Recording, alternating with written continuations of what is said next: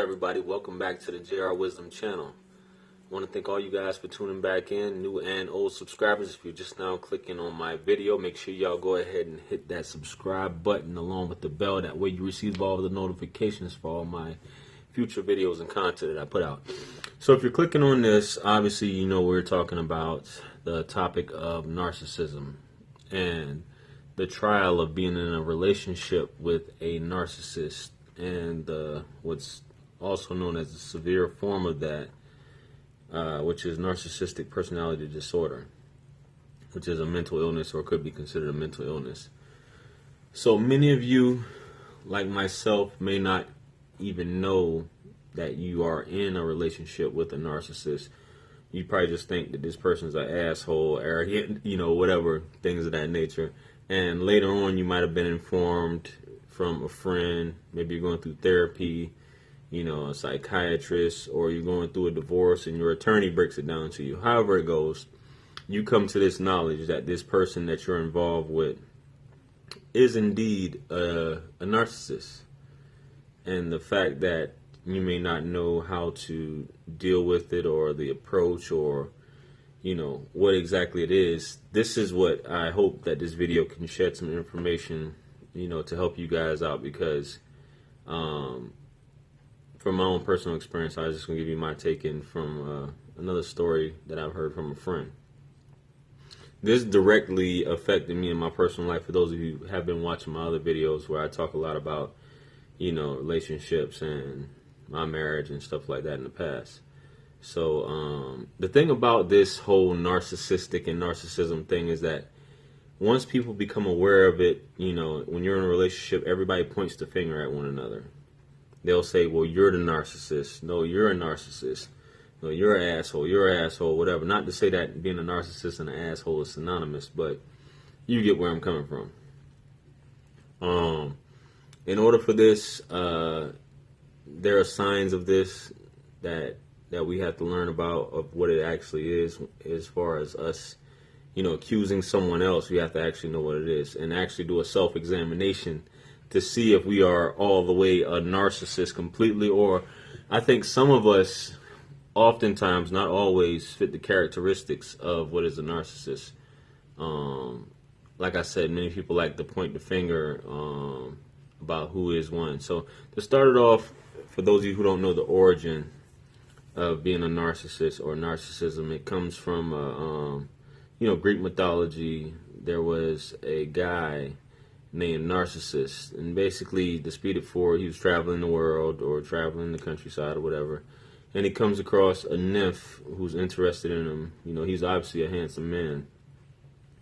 A nymph who comes across him and is interested in him, and her name was Echo. He rejected her, and he comes across a body of water or river throughout his travels, and he sees his own reflection. He becomes so infatuated with himself, with his reflection, that he just remains there, and he ends up falling in and drowning himself.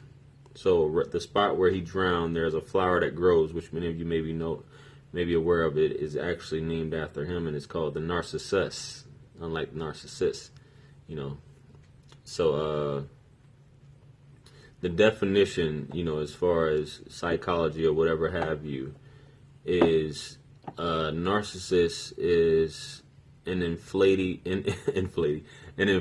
grandiose person who is, self-absorbed in their self-image.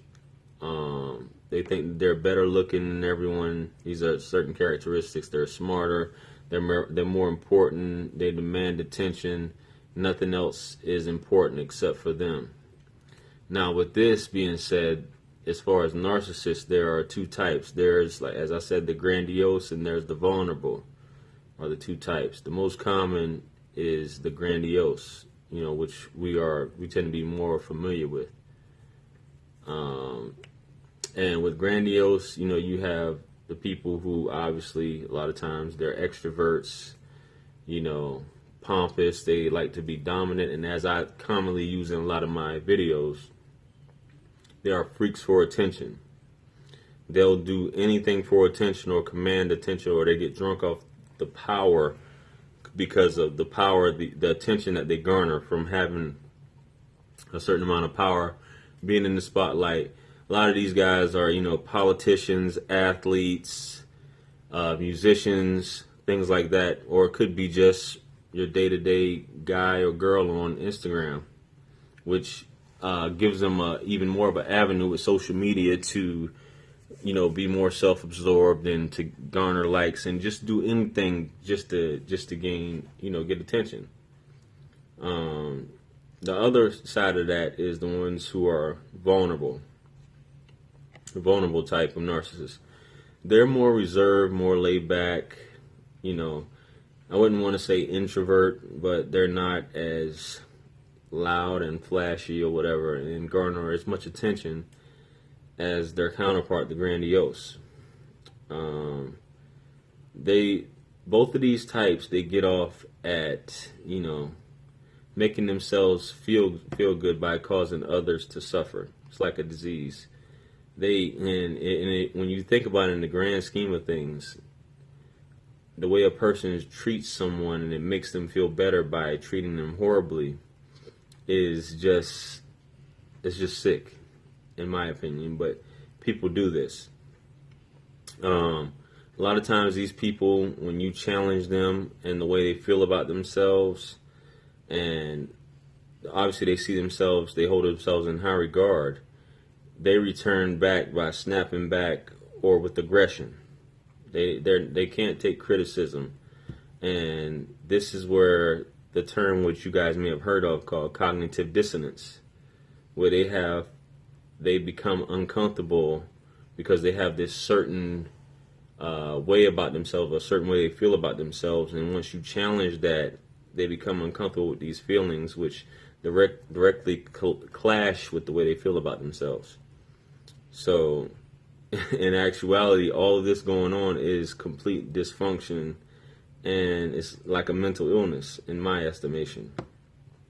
Now, the far reaches of this is what I talked about earlier, which is the narcissistic personality disorder when it comes to that. And these people usually use their family, they abuse their family, they use their family as a source of attention and admiration, basically to hold them up. They get off on downplaying their family or putting their family down or putting them in this, this position. They can't take criticism. The biggest thing is accountability for their actions and stuff like that is almost non-existent, and self-reflection is very hard. Sometimes these people, which is the worst type, they have enablers who basically encourage this behavior or tell them that there's nothing wrong with these people, or they have like their own cheerleading squad, so to speak, that keeps them. And as far as them never being criticized, when you do become criticized, like I said, they meet it with aggression. Can't take being second place or not being the winner or things like that. It says a lot about yourself, as I said before, when you get off on other people's suffering. That tells you what type of person you are. And like I said in previous videos, if you were truly happy, you would want to see other people happy. But some people, just like I said, I don't get it. It's like a sickness for you wanting to see other people suffer. There's another thing that goes, how someone treats you is how they actually feel about themselves. And if you can get off on that, or you get a hard on, so to speak, off of treating people in this manner, then, it is what it is. Now, when we go into relationships, and for those of you, I want to delve in the divorce aspect, because this is how I found out about the whole narcissism, because when you go through the different types of divorces, they talk about this. Now, I was accused, as many of you may have been accused, of being a narcissist, and there are certain things which I can see that some people would say that as far as self-esteem goes or something like that. But as far as you actually blatantly putting someone down or running someone in the dirt or through the ringer, that's something completely different. So, in my opinion, this narcissism during a breakup or a divorce or child support, custody, anything with family court is based off bitterness. Bitterness can can drive this, and being scorned can drive this, whether man or woman. In my case, I just wanted to be done and over with. I don't like playing all these games, and when it's time to move on, I think you should just move on. So a narcissist in relationships and divorce or whatever, this person wants to win regardless at all costs. And they don't care who it hurts. If it hurts you, hurts your family members, even hurts their own children. They don't care as long as they get that win by any means necessary. This is what this person will do. And like I said, I've experienced this, and it's very frustrating how the lengths that people will go. You know, like I said, some people will, you know, for lack of better words, they will shoot themselves just to hurt you. If you were behind them and they would shoot themselves in the chest just to hurt you if they couldn't turn around. In this process, they'll play games, they'll delay and stall, which is what I had to deal with. They don't communicate in this divorce process. They don't care about the emotions. They don't care about your emotions. They don't care about the emotional losses. They don't care about the emotions of the children. They don't care about the stress of the divorce in general. They just want to torture you in this manner. They want to feel like they're in power, and the court allows this for certain people to feel like they're in power with certain things. The win for them in court is like a trophy for them trying to win. It's like it's so appealing. They're happy to see you in this manner. I had early on in my divorce process, my ex-wife was like, he always wins. Basically, whatever hearings that she didn't go in her favor because it was a game to her, she said he always wins. They'll even try to change the nature of the divorce, try to stretch it out, or try to just keep it going. You know, they'd rather have a judge decide rather than communicate with you on the whole process. So that means that they rather have a judge decide, and they have no responsibility of the outcome of the situation. So they'll obstruct, like I said, refuse to negotiate, run up the bills for the divorce, which, you know, that can go high. Pain of going back and forth the court for a settlement, they'll keep doing that, refuse to negotiate. You know, and I'm gonna just close out on this. I have a friend. She's went through a custody with her children's father. You know, he didn't want to pay child support. She took him to court. He fought back. They ended up splitting up the kids. She had one kid. The father had one kid. He refused. The son was crying himself to sleep while staying with him. He wouldn't let her talk to the kid because he held that over her head as far as her being able to talk to the kids. He wouldn't negotiate. He would only negotiate once she dropped the child support, at which point she got her kids back. So he just wanted to be in control of the entire situation, period, which is what people constantly accuse other people of. People who do this, in my opinion, they're evil people. They don't care about anyone but themselves. These narcissists, even their kids, they really don't care at the end of the day. It's just about them getting their rocks off. And I just think these type of people are evil. Their goal is to make you suffer, bottom line.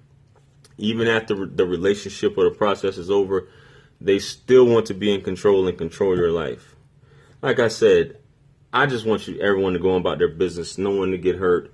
Keep it moving. You go your way, I go our way. Family court is for people who someone's bitter or whatever. It's no reason why two adults can't sit down and settle things. So, just my thoughts on that. You know, feel free to like, share, comment, and subscribe. You know, like the video, doesn't cost you anything. You know, it's free. Hit the bell.